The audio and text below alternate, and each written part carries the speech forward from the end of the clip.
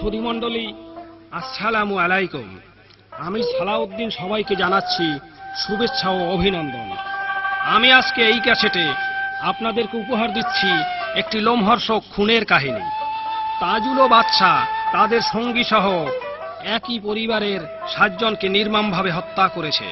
বিধায় তাজুল ও বাদশাকে একই সময় একই দড়িতে একই পাটাতনে কিভাবে ফাঁসি দেওয়া হয়েছে তা বিভিন্ন জাতীয় পত্রিকা থেকে সংগ্রহ করে জারি আকারে প্রকাশ করিলাম।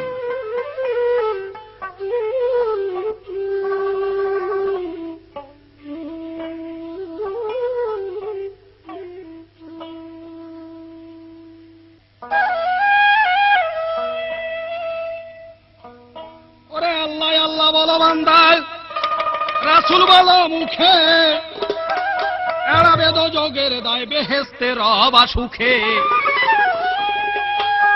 দূরেও কাছেতে আমার যত শ্রোতাগণ, আরে প্রত্যেকের কাছেতে ছাড়লাম রয় অভিনন্দন।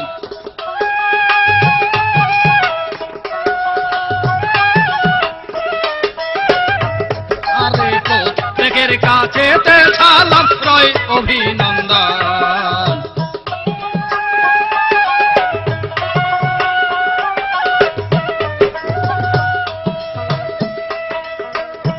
আরে ও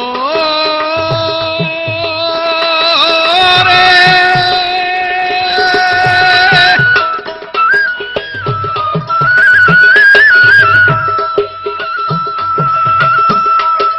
মানুষ হইল সৃষ্টি সেরা সৃষ্টি বিধাতার, সেই মানুষ কেমনে করে এত অনাচার। মানুষ হইল সৃষ্টি সেরা সৃষ্টি বিধাতার, সেই মানুষ কেমনে করে এত অনাচার। মানুষ হইয়া করে যদি অমানুষের কাজ, দেশের পতন ঘটে তাতে লজ্জিত সমাজ। মানুষ কেন এত নিষ্ঠুর, কেন হয় পাশা?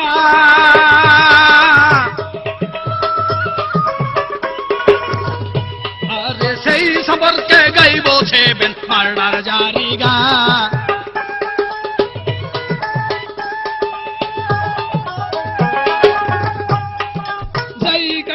হইল ফাঁসি তাজুল বাদশার, কেমন করে হয় কার্য কর বলিব এইবার। যেই কারণে হইল ফাঁসি তাজুল বাদশার, কেমন করে হয় কার্য কর বলিব এইবার। ধৈর্য ধরে শুনুন আমার শ্রোতা বন্ধুগণ,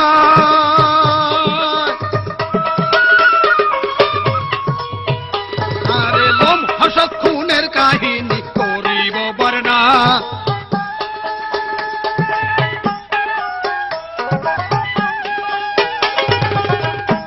ব্রাহ্মণবাড়িয়া সদর থানার হরসপুর ইউনিয়ন,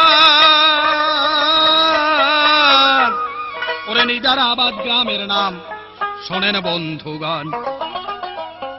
নিজারাবাদের পার্শ্ববর্তী পাঁচগাঁও গ্রামের নাম, সেই গ্রামে বাস করিত নাম তাজুল ইসলাম। পিতা মরহুম আব্দুল হামিদ বেঁচে নাই এখন। ওরে তাজুল তার দুর্দর্শ ছেলে সীমারের মতন।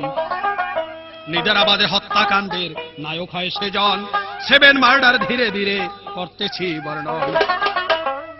পিতা মরহুম আব্দুল হামিদ পাঁচগাঁওয়ে তার বাড়ি।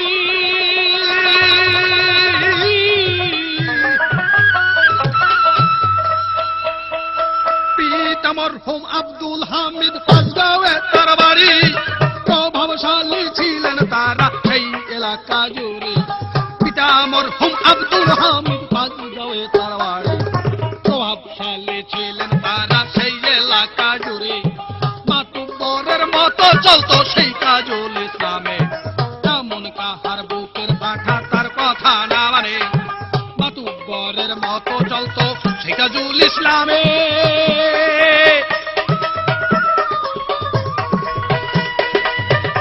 ওরে এমন কাহার বুকের পাঠা তার কথা না মানে।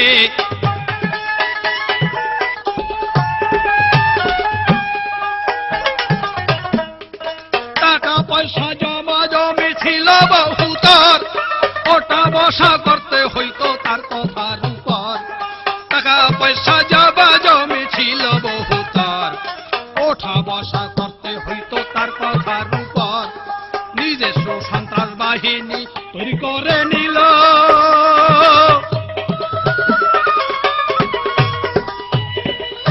ওরে ইচ্ছা মতো সন্ত্রাস মিয়ায় করিতে লাগিল।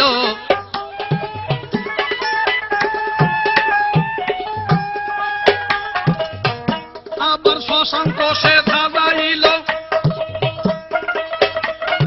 শশাঙ্ক দেবনাথ নামে লোক ছিল একজন, নিদারাবাদ গ্রামে বসত ধনী নয় তেমন। শশাঙ্ক দেবনাথ নামে লোক ছিল একজন, নিদারাবাদ গ্রামে বসত ধনী নয় তেমন। দিনে কর 34% জমি ছিল তার, ভরণ পোষণ নির্ভর করত সেই জমির উপর। তাজুল ইসলাম সেই জমির উপরে নজর দিল, বাজার গড়ার সপ্তাহে তাজুল বিভোর হইয়া গেল। তাজুল ইসলাম সেই জমির উপরে নজর দিল।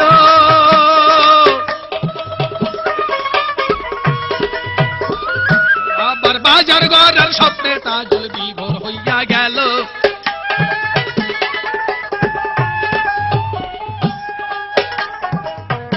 আবার ওই জায়গাতে বাজার গড়লে নাম হইবে তার, যেভাবে হোক ওই জায়গাটু খাওয়া চাই তাহার। ওই জায়গাতে বাজার গড়লে নাম হইবে তার, যেভাবে হোক ওই জায়গাটু খাওয়া চাই তাহার। জাল দলিল করিয়া জমি নিজের নামে নিল, সেই কারণে শশাঙ্ক তার বাধা হইয়া রইল। জাল দলিল করিয়া জমি নিজের নামে নিল।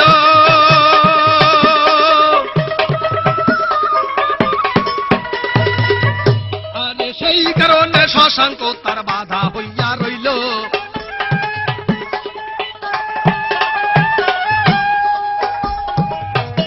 আবার শশাঙ্ক সে সাজাইল অন্য আরেকজন, রেজিস্ট্রি করিয়া নিল নিজের মন মতন। শশাঙ্ক সে সাজাইল অন্য আরেকজন, রেজিস্ট্রি করিয়া নিল নিজের মন মতন। রেজিস্ট্রি সারা করিয়া ভাবিতে লাগিল, শশাঙ্ক সম্মুখে তাহার বাধা হইয়া গেল। রেজিস্ট্রি সারা করিয়া ভাবিতে লাগিল।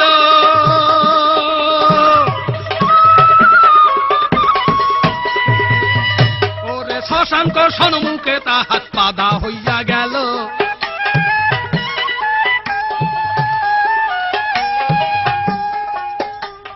শশাঙ্ককে কোনোভাবে যদি মারতে পারে, কোনো বাধা থাকবে না আর সকল যাবে দূরে।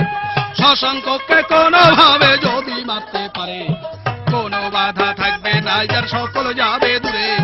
কিভাবে কি করা যায় তাই ভাবিতে লাগিল, জামাতা এনুকে নিয়া বুদ্ধি ঠিক করিল। কিভাবে কি করা যায় তাই ভাবিতে লাগিল।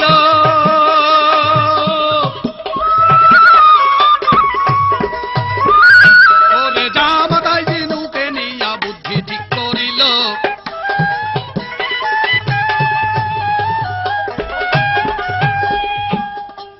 1987 সালে 16ই অক্টোবর, ওরে শুক্রবার দিন ভোর বেলাতে লইয়া যায় খবর। জামাতা ইনুকে লইয়া শশাঙ্কের বাড়ি গেল। শশাঙ্কেরও কাছে তখন বলিতে লাগিল, তোমার জামাতা মনা দেবনাথ আছে অপেক্ষায়, ওরে ভারত সীমান্তে দেখা করতে বলেছে তোমায়। এই বলিয়া শশাঙ্ককে সঙ্গে নিয়া গেল। সরল মনে শশাঙ্ক তার পিছনে চলিল। শশাঙ্ক দেবনাথ যখন যাবার জোগাড় হল,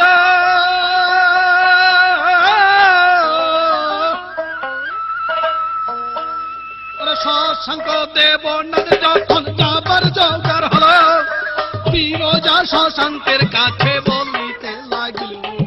শশাঙ্ক দেবনাথ যখন যাবার জোগাড় হল, বিরজা শশাঙ্কের কাছে বলিতে লাগিল, শোনেন শোনেন প্রাণের স্বামী ধরি আপনার পায়, এই অবস্থায় রেখে আপনি যাইবেন কোথায়? শোনেন শোনেন প্রাণের স্বামী ধরি আপনার পায়।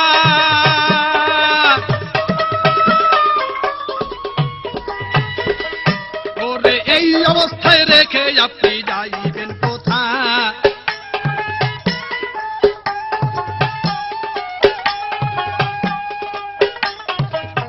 শশাঙ্কের স্ত্রী তখন ওরে গর্ভবতী ছিল,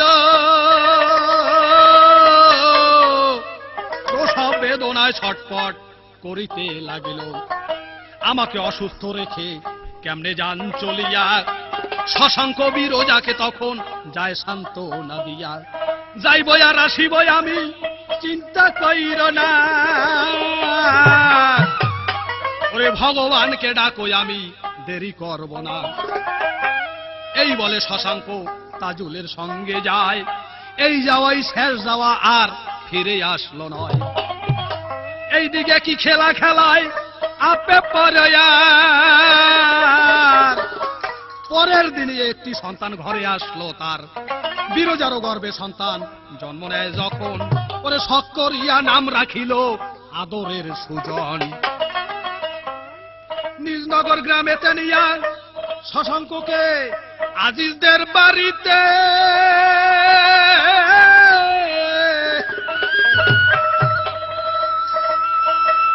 নিজনগর গ্রামেতে নিয়া আজিজদের বাড়িতে ঘরের মধ্যে আটক করে রাখে সেই জায়গাতে। নিজনগর গ্রামেতে নিয়া আজিজদের বাড়িতে ঘরের মধ্যে আটক করে রাখে সেই জায়গাতে।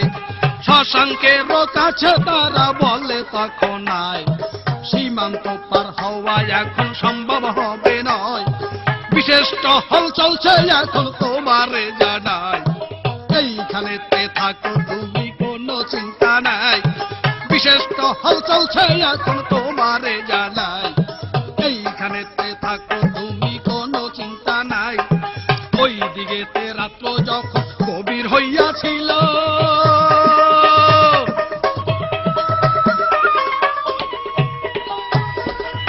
ওরে আজিজার জামাতা সহ তাজুল জোগাড় হলো।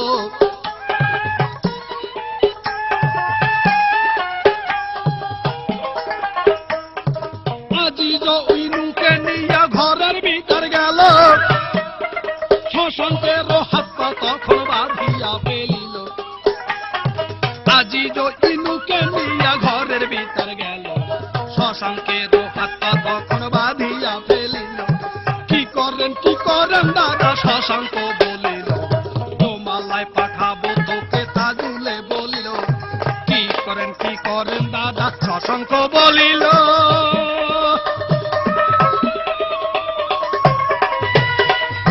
ওরে জাহান্নামে দিব তোকে তাজুলে বলিল।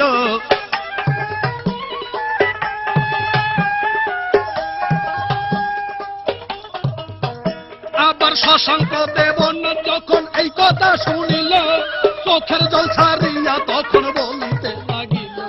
শশাঙ্ক দেবনের যখন এই কথা শুনিল, চোখের জল ছাড়িয়া তখন বলিতে লাগিল। হাতে ধরি পায়ে পড়ি আপনি ধর্মের ভাই, বাইরেন না দাদা মিনতি জানাই। হাতে ধরি পায়ে পড়ি আপনি ধর্মের ভাই,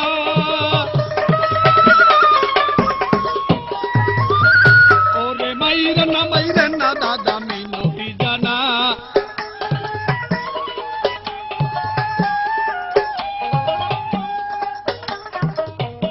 আবার জায়গা জমি আছে যাহা কিছু নার চাই, সকলেই আপনাকে দিব প্রাণে ভিক্ষা চাই। জায়গা জমি আছে যাহা কিছু নার চাই, সকলেই আপনাকে দিব প্রাণে ভিক্ষা চাই। আপনার নামে লিখে দিব সকালে উঠিয়া, অন্য দেশে চলে যাব বাংলাদেশ ছাড়িয়া। আপনার নামে লিখে দিব সকালে উঠিয়া,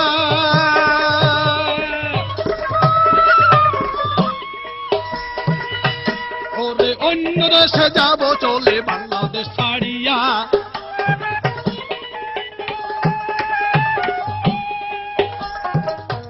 তখন কাকতি মিনতি করে ধরে কত পায়, তবু সেই সীমারের মনে দয়া নাহি হয়। কাকতি মিনতি করে ধরে কত পায়, তবু সেই সীমারের মনে দয়া নাহি হয়। তাজুল বলে তোরে যদি রাখি দুনিয়ায়, ফাঁসিতে মরিতে আমার হইবে নিশ্চয়। তাজুল বললে তোরে যদি রাখি দুনিয়ায়, ফাঁসিতে মরিতে হবে হইবে নিশ্চয়। এই বলিয়া তিনজনে তার তলে গামছা দিয়া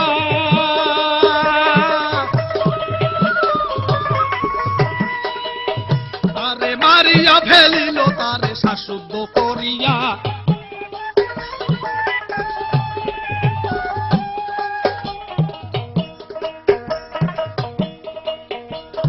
শশাঙ্ককে হত্যা করে সীমান্ত পার হইয়া চুরিয়া গ্রামে নিয়া কুয়ায় দেয় ফেলিয়া। শশাঙ্ককে হত্যা করে সীমান্ত পার হইয়া বেসুরিয়া গ্রামে নিয়া কুয়ায় দেয় ফেলিয়া। এদিকে আসিয়া তাজুল কি বা কাজ করিল, অবশিষ্ট জমি যাহা নিজের নামে নিল। ওইদিকে বিরজাবালা শশাঙ্কের স্ত্রী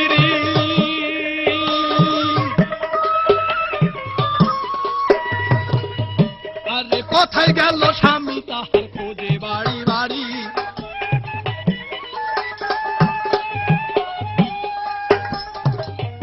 লোকজনদেরও কাছে তিনি জানিবারে পায়, ওরে তাদের যাহা জমি ছিল তাজুল নিয়া যায়। জাল দলিল করিয়া জমি সকলে সে নিল, গ্রামবাসীকে বিরজাবালা সকলেই জানাইল। যেইভাবে স্বামীকে তাহার ডেকে নিয়া যায়, আবার জাল দলিল করিল তারা সকলেই জানায়। পরে স্বামীকে অপহরণ, হত্যা, লাশ গুম ও জাল দলিল করার অভিযোগে তাজুল ও ইনুর বিরুদ্ধে ব্রাহ্মণবাড়িয়া থানায় গিয়ে বিরজাবালা তদন্ত সাপেক্ষে বিচারের দাবি জানায়। পুলিশ ঘটনা নিয়ে টালবাহানা শুরু করে। তাজুল ও ইনুর বিরুদ্ধে এজাহার করলেও থানা থেকে কাগজপত্র গায়েব হয়ে যায়। 1988 সালের 26শে জানুয়ারি বিরজাবালা ব্রাহ্মণবাড়িয়া থানায় তাজুল ও ইনুর বিরুদ্ধে স্বামী অপহরণ মামলা দায়ের করে। পুলিশ তদন্ত শেষে ম্যাজিস্ট্রেট আদালতে চার্জশিট দাখিল করে। আদালত বিচারের জন্য মামলাটি জেলা দায়রা ও জজ আদালতে প্রেরণ করেন। মামলার রায় বিরুদ্ধে যেতে পারে এই আশঙ্কায় বিরজাবালা ও তার সন্তানদের খুন করার পরিকল্পনা করে তাজুল ইসলাম।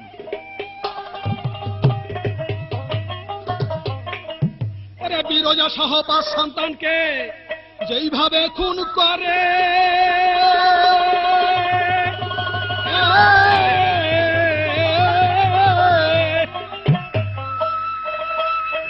বিরজা সহ 5 সন্তানকে যেইভাবে খুন করে, সবার কাছে সেই ঘটনা বলছি ধীরে ধীরে। বিরজা সহ 5 সন্তানকে যেইভাবে খুন করে, সবার কাছে সেই ঘটনা বলছি ধীরে ধীরে।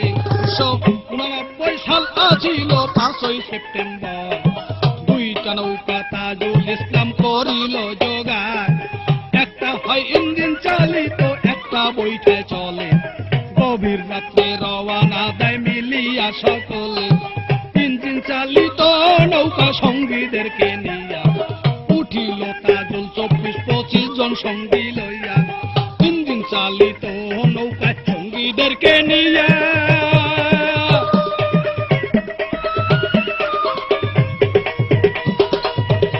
ওরে উঠিল তাজুল 24-25 জন সঙ্গী লইয়া।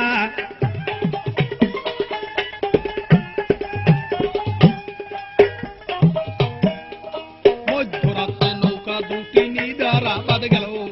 শশাঙ্কের বাড়ির কাছে নৌকা রেখে দেয়।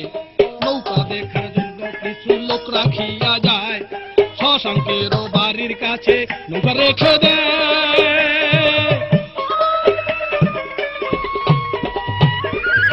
ওরে নৌকা দেখার জন্য কিছু লোক রাখিয়া যায়।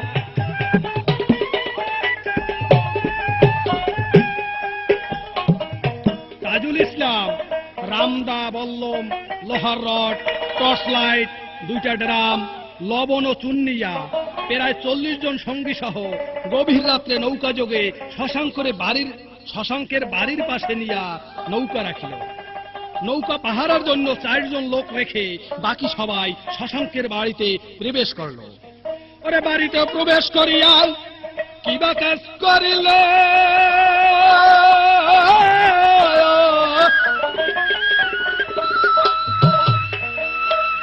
বাড়িতে প্রবেশ করিয়া কি বা কাজ করিল, ফিরোজ নামে এক ঘরের জানালাতে গেল। বাড়িতে প্রবেশ করিয়া কি বা কাজ করিল, ফিরোজ নামে এক ঘরের জানালাতে গেল। জানালার রড ভাঙ্গিয়া ফিরোজ যায় ভিতরে, ভিতরে ঢুকিয়া ফিরোজ গেল দরজার ধারে। দরজা খুলিয়া ফিরোজ তখন এতে দিল, সঙ্গীদেরকে নিয়া তাজুল ভিতরে ঢুকিল। দরজা খুলিয়া ফিরোজ তখন এতে দিল,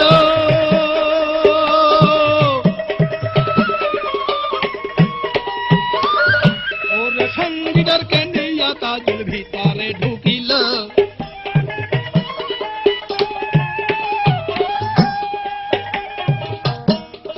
সেই সময় বিরাজাবালা ঘুমন্ত ছিল, তাহার 5টি সন্তান ঘরে ঘুমাইয়া রহিল।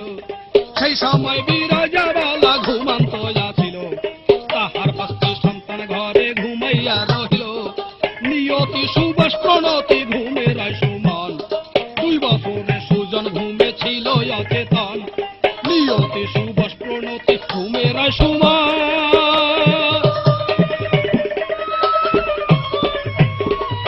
ওরে 2 বছরে সুজন ঘুমে ছিল অচেতন।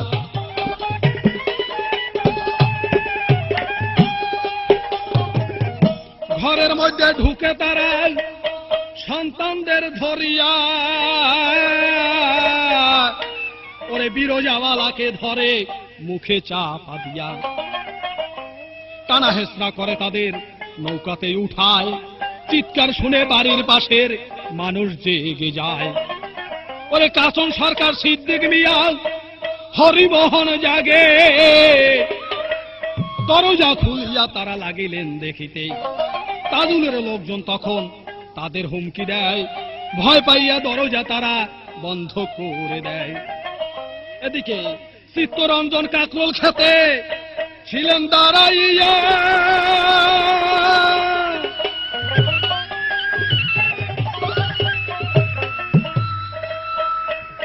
চিত্তরঞ্জন কাকরোল খেতে ছিলেন দাঁড়াইয়া। সকলে দেখিতে পাইলেন গোপনে থাকিয়া, চিত্তরঞ্জন কাকরোল খেতে ছিলেন দাঁড়াইয়া। সকলে দেখিতে পাইলেন গোপনে থাকিয়া, সন্তান সহ বিরজাকে নৌকাতে তুলিয়া একে একে অত্যাচার তাই শুরু করে দিল। সোরা বাদশার নজর ছিল নিয়তির উপর, জোরপূর্বক ধর্ষণ করিল পেপারের খবর। সোরা বাদশার নজর ছিল নিয়তির উপর,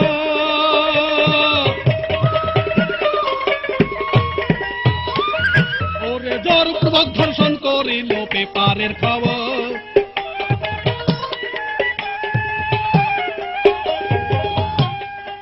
সোরা বাদশা আসলে ভাই সোরা ছিল না, গ্রামে তার আছিল প্রতাপ। শুনুন মহোদয়, তাজুল তাহার বন্ধু মানুষ, কথা রাখতে হলো। আবার নিয়তির উপরে বাদশার কুদৃষ্টি পড়িল। নিয়তিকে ভোগ করিবার মনে আশা নিয়া তাজুলেরও সঙ্গে তখন গিয়াছিল মিয়া। ওরা রামদাহাতে নিয়ে তারপর তারা কি কাজ করিল,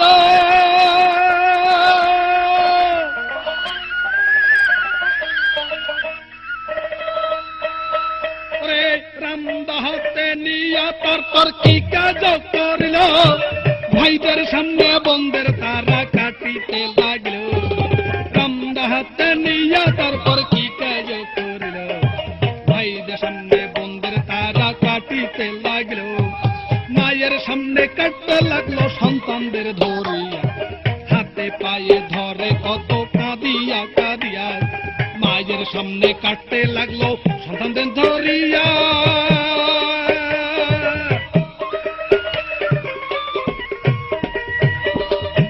ওরে হাতে পায়ে ধরে কত কাঁদিয়া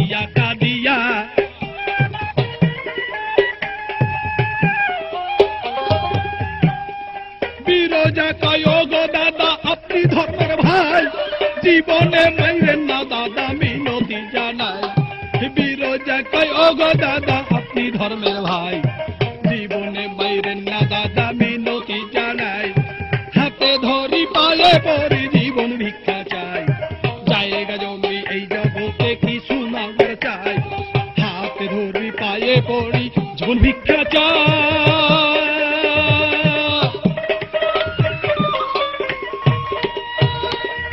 ওরে জায়গা জমি এই জগতে কিছু না চাই।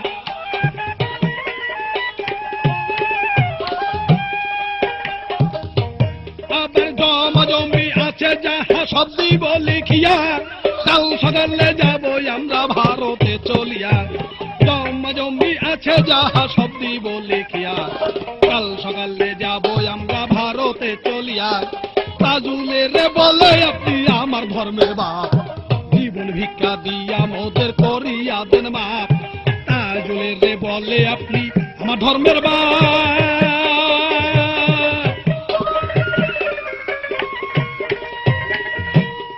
জীবন ভিক্ষা দিয়া মোদের করিয়া দেন মা।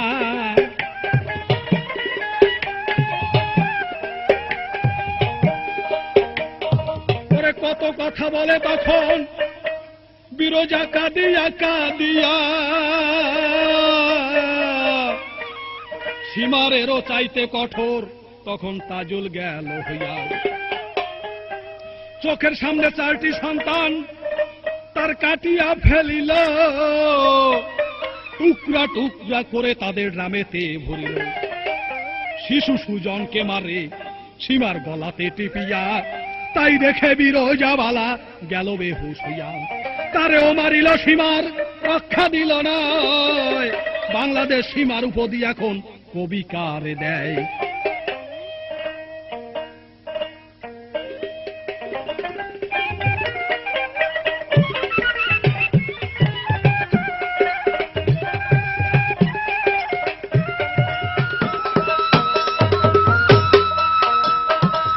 খণ্ডিত করে দেহ ড্রামেতে ভরিল, চুল আর লবণ মিশাইয়া মুখ বন্ধ করিল। দ্বিখণ্ডিত করে দেহ ড্রামেতে ভরিল, চুল আর লবণ মিশাইয়া মুখ বন্ধ করিল। বিলের মধ্যে রাখে ডেরাম খুঁটিতে বাঁধিয়া,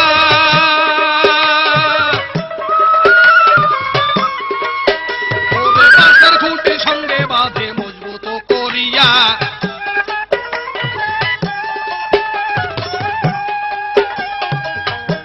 প্রথম হত্যাকাণ্ডের 22 মাস 18 দিন পর বিরোজাবালা ও তার 5টি সন্তানকে তাজুল নৃশংসভাবে খুন করে। এই নারকীয় 7 মার্ডার দেশের প্রতিটি মানুষের মনে নাড়া দিয়েছিল। সবাই তাজুল ও তার দোসরদের ধিক্কার দিয়ে সুষ্ঠু বিচার দাবি করেছিল। এক্ষেত্রে সাংবাদিক হামিদুর রহমান চৌধুরী ও চেয়ারম্যান সাহেবের অগ্রণী ভূমিকা রয়েছে। ওরে ড্রাম ভর্তি করিয়া লাশ বিলেতে রাখিয়া,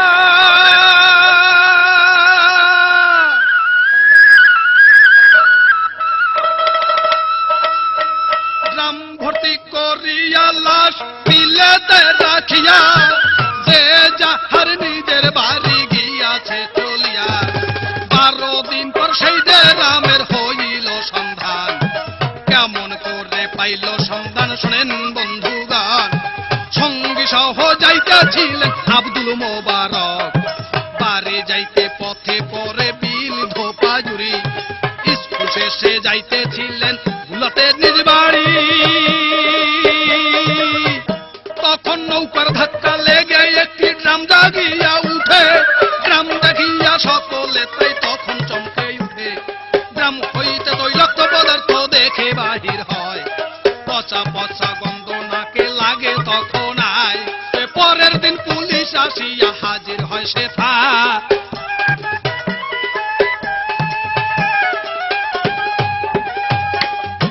আবার পুলিশে আসিয়া ডেরাম উদ্ধার করতে গেল। তার কাছে আর একটি ডেরাম ভাসিয়া উঠিল, উদ্ধার করে ডেরাম দুটি নিদারা বাঁধিল। ভিতর হইতে খণ্ডিত লাশ বাহির করিল। নিদারা বাঁধেনে যখন ড্রামের মুখ খুলিল, 12টি খণ্ডিত টুকরা বাহির হইয়া গেল। হরসপুর ইউনিয়নের মেম্বার ধন মিয়া শনাক্ত করিলেন তিনি লাশগুলি দেখিয়া। শশাঙ্কেরও প্রতিবেশী কাচন সরকার সেখানে ছিল,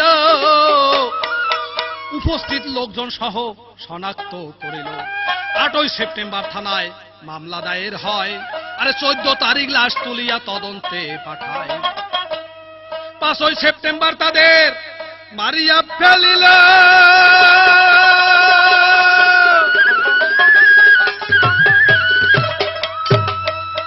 ওরে 5ই সেপ্টেম্বর তাদের মারিয়া ফেলিল। 8 তারিখে ধন মিয়া মামলা করেছিল। হত্যাকাণ্ডের পর তাজুল আত্মগোপন করে রাত্রবেলা পালাইয়া যায় ঢাকা শহরে। ঢাকা 1 সপ্তাহ থেকে ময়মনসিংহ যায়, সেখানে 1 মাস থাকিয়া আসিল ঢাকায়। বাড্ডা যাইয়া থাকে 3 দিন মসজিদের ভিতরে। 31শে অক্টোবর কাকরাইল যাইবার তরে, কাকরাইল যাইতেছিল তিনি মালিবাগের রাস্তা দিয়া। সিআইডি অফিসের সামনে যায় ধরা পড়িয়া, গ্রেপ্তার করিয়া তারে আদালতে নিল।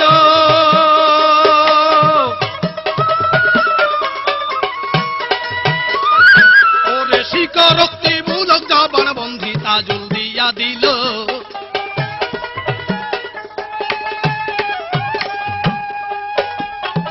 তদন্ত শেষে পুলিশ 4 ডিসেম্বর আসামি তাজুল ইসলাম সহ 40 জনের বিরুদ্ধে দণ্ডবিধি 302, 364, 201 এবং 34 ধারায় সদর থানা হাকিম গোলাম রব্বানীর আদালতে চার্জশিট দাখিল করে। 1990 সালের এপ্রিল মাস থেকে ব্রাহ্মণবাড়িয়ার অতিরিক্ত জেলা ও দায়রা জজ আদালতে মামলার শুনানি আরম্ভ হয়। মামলায় 13 দিন শুনানি চলে এবং 7 দিন সওয়াল জবাব হয়। 40 জন আসামির মধ্যে তাজুল ইসলাম সহ 18 জন আসামির উপস্থিতিতে বিচার কাজ চলে এবং বাকি 22 জন পলাতক থাকায় তাদের অনুপস্থিতিতে বিচার কাজ চলে। মামলার 27 জনের সাক্ষী গ্রহণ করা হয়। 1990 সালের 20 জুন ব্রাহ্মণবাড়িয়ার অতিরিক্ত জেলা ও দায়রা জজ এক রায়ে তাজুল ইসলাম ও চোরা বাদশা সহ 9 জনকে মৃত্যুদণ্ড ও 27 জন আসামির প্রত্যেককে যাবজ্জীবন কারাদণ্ড ও 2000 টাকা জরিমানা, অনাদায়ে 6 মাসের সশ্রম কারাদণ্ড প্রদান করেন। 4 জন আসামি খালাস পায়।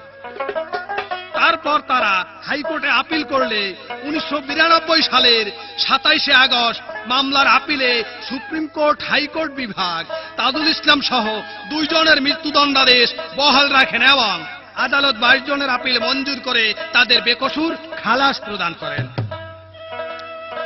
তাজুল বাদশার পাশে হাইকোর্টে বিচার, একটি খোলা রইয়াছে আবেদন করার। রাষ্ট্রপতির কাছে তারা আবেদন করিল, জীবন ভিক্ষা চাইয়া তারা নিবেদন জানালো। রাষ্ট্রপতি আব্দুর রহমান বিশ্বাস সাহেব পাইয়া জীবন ভিক্ষার সেই আবেদন দেন নাজক করিয়া।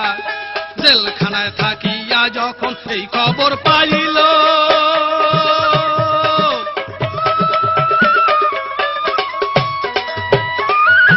ওরে চোখের জল ছাড়িয়া তারা কাঁদিতে লাগিল।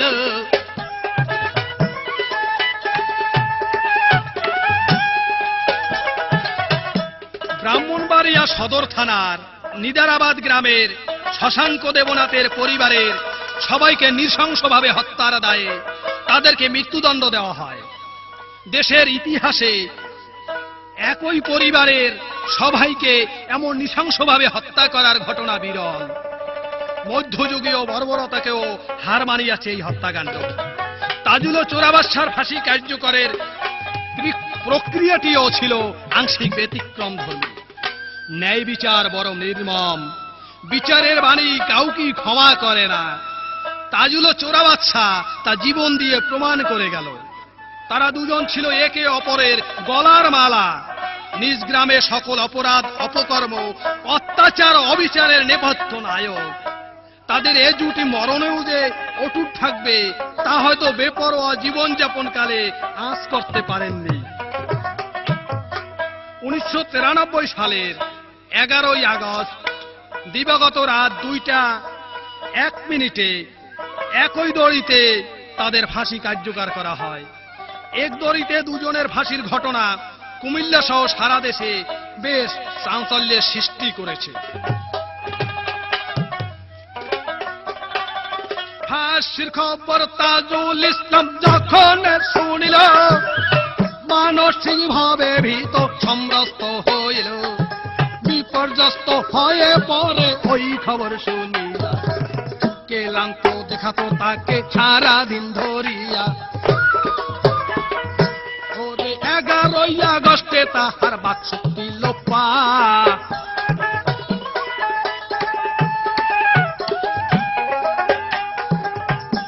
আবার 9টার সময় একবার তাজুল পরে বেহুশ হইয়া, দুপুরে স্বাভাবিক হইল চিকিৎসা পাইয়া। ওই সময় যে তোরা বাসা উঠল আছিল, যথারীতি খাওয়া দাওয়া ঠিক মতো করেও প্রতিদিনের মতো সালাম রফিদের জানাতো।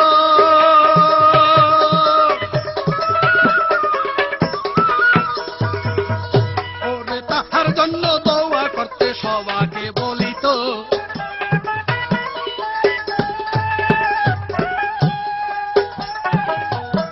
8ই আগস্ট বাদশার কন্ডেম ছেলের পাশে কর্তব্যরত একজন কারারক্ষীকে উদ্দেশ্য করে বাদশা বলে, আপনারা আমাকে ক্ষমা করবেন, আমি আসলে এই হত্যাকাণ্ডের সাথে জড়িত নই। তাজুলই আমাকে এই ঘটনার সাথে জড়িয়েছে। ওর আগে আমার ফাঁসি হলেই ভালো হবে, নতুবা কবরে গিয়েও ফেরেশতাদের সামনে সে আমাকে এই ঘটনার সাথে জড়াবে। 10ই আগস্ট বিকেলে বাদশা তাজুলকে রসিকতা করে বলেছে, এরে তাজুল্লা, তুই আমার আগে মরলে আমি তোর মরণটা দেখে শান্তি পাইতাম। প্রতি উত্তরে তাজুল কিছুই বলে নাই। ফাঁসির আগে তাজুল ও বাদশার আত্মীয় স্বজন ওরে শেষ দেখা করিয়া গেছে জনমের মতন। 11ই আগস্ট 93 তারিখ ধার্য হল, সেইভাবে প্রস্তুতি ফাঁসির চলিতে লাগিল। কারাগার কর্তৃপক্ষ সকল জোগাড় করে, ওরে কারাগারের নিরাপত্তা ছিলেন জোরদার করে। কালু জল্লাদকে আনিলেন ঢাকা জেল হইতে, তাজুল আর বাদশাকে ফাঁসির দড়িতে লটকাইতে। রাত 1:25 জেলার আব্দুল মান্নান খান ডিপুটি জেলার সহ কারাগারে যান। সঙ্গে ছিলেন কারাগার মসজিদের ইমাম মুয়াজ্জিন আহমদ আলী, তাদের সঙ্গে যান। তাজুল ও বাদশার কন্ডম ছেলে তখন তারা যান, তাজুল ও বাদশাকে তারা তখন জানা।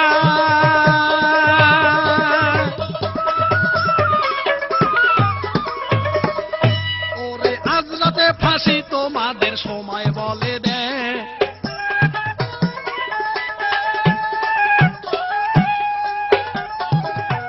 তাড়াতাড়ি গোসল করো। তখন বলে দুইজনারে, ইমাম সাহেবের কথা মতো তওবা ও নামাজ নিয়ে পড়ে গ্রাম থেকে পানি তুলিয়া দুইজনারে দিল। সেই পানিতে নিজেরাই গোসল করে নিল। তারপরে কয়েদির নতুন পোশাক তাদের দেয়, নিজেরাই সেই পোশাক পরে তখন আয়। ইমাম ও মুয়াজ্জিন সাহেব যখন নির্দেশ দেয় 6 রাকাত নফল নামাজ তারা আদায় করে নেয়। বাদশা তখন বলেছিল, এই দুনিয়াতে যেহেতু বিচার নেই, সেহেতু এই দুনিয়াতে আমার আর বেঁচে থাকার কোনো শখ নেই।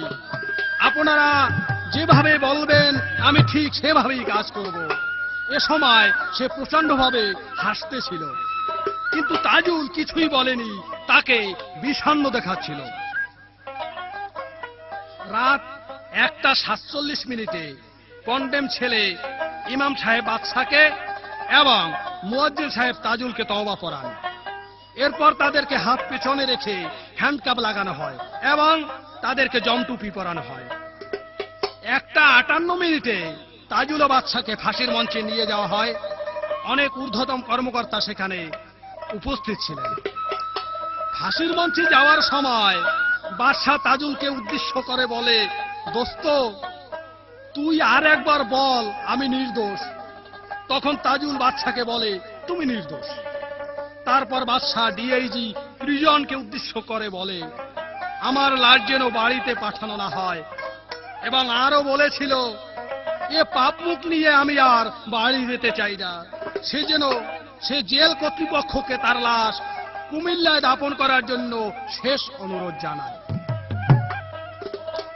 হাসতে হাসতে বাদশা কথা বলে তখন, মুসলমান ভাইয়েরা তোমরা দাও আমায় বিদায়, আমি হই সম্পূর্ণ নির্দোষ এই হত্যার ব্যাপারে। তারপরে ইমাম সাহেবকে বলে ধীরে ধীরে, আমি হই সম্পূর্ণ নির্দোষ এই হত্যার ব্যাপারে।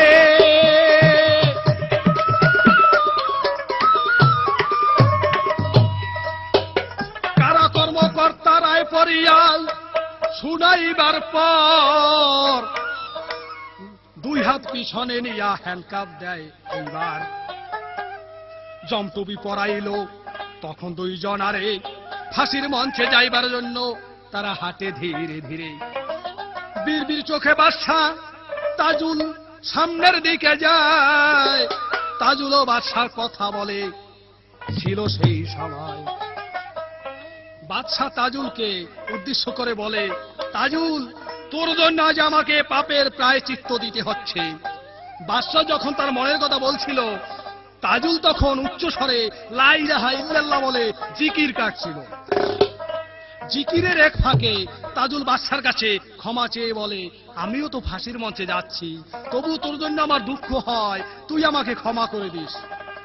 মঞ্চের কাছে গিয়া বীর করে তাদের আরো কিছু কথা বলতে শোনা যায়। এ সময় তাজুল বেশ স্বাভাবিক ছিল। তারপরে ফাঁসির মঞ্চে উঠাই দুইজন আরে ইচ্ছা করে ফাঁসির দড়ি কয়জনে বাপরে। জল্লাদ ও কারারক্ষীদেরকে প্রায় জোর করে এই দুজনকে ধরে ফাঁসির মঞ্চে উঠাইতে হয়েছে।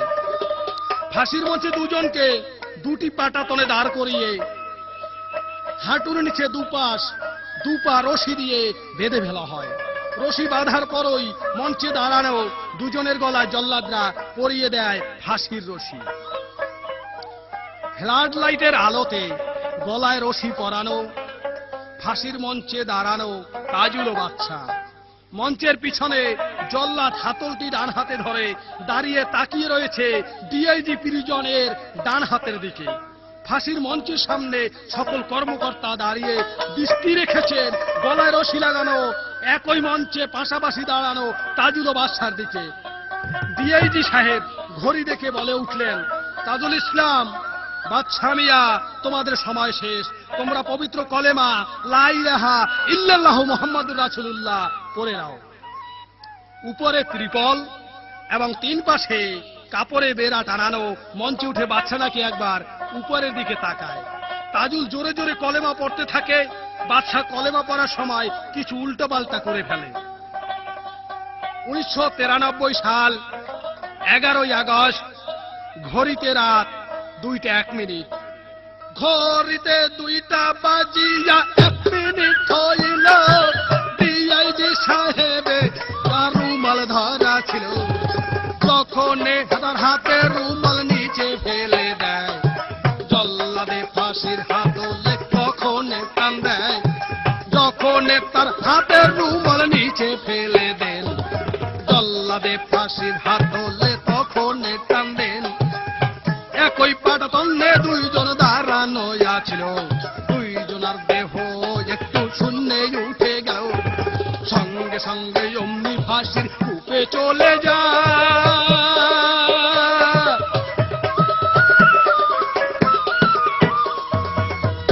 ওরে তাজুলার বাসার ভবলীলা সাঙ্গ হইয়া যায়।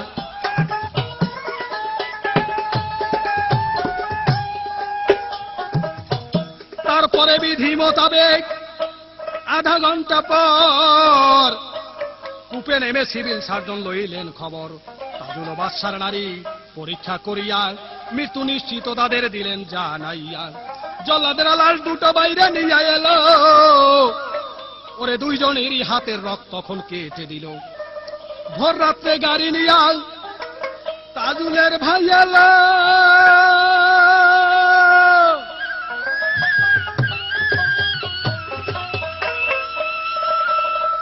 ভোর রাত্রে গাড়ি নিয়া তাজুলের ভাইয়ালা নীল রঙের মাইকর বাস সেল গেটে রাখলো। সাংবাদিকরা দাঁড়াইল ঘিরিয়া চারপাশে, ভিতর হইতে দুইজন যুবক বের হইয়া আসে। তাজুল ইসলামের ভাই ফজলুল হয় একজন, ভাগ্নে আজিজুর রহমান হইল অন্যজন। তাজুল ইসলামের লাশ নিতে এসেছে, আরে লাশের সঙ্গে সাংবাদিকগণ যেতে চেয়েছে।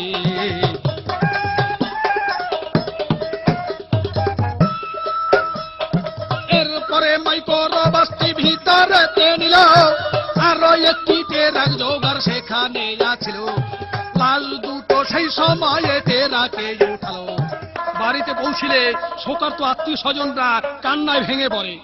তাজুলের ছেলেমেয়েরা লাশের পাশে আসে, তারা বাবার মুখে হাত বুলিয়ে আদর করে। স্বজনরা নির্দ্বিধায় লাশের কাছে এসে তাজুলের ছেলে মেয়েদেরকে সান্ত্বনা দেন। প্রতিবেশীরা দূর থেকে এ দৃশ্য অবলোকন করে। কুখ্যাত তাজুলের লাশ দেখার মতো ইচ্ছা অনেকেরই ছিল না।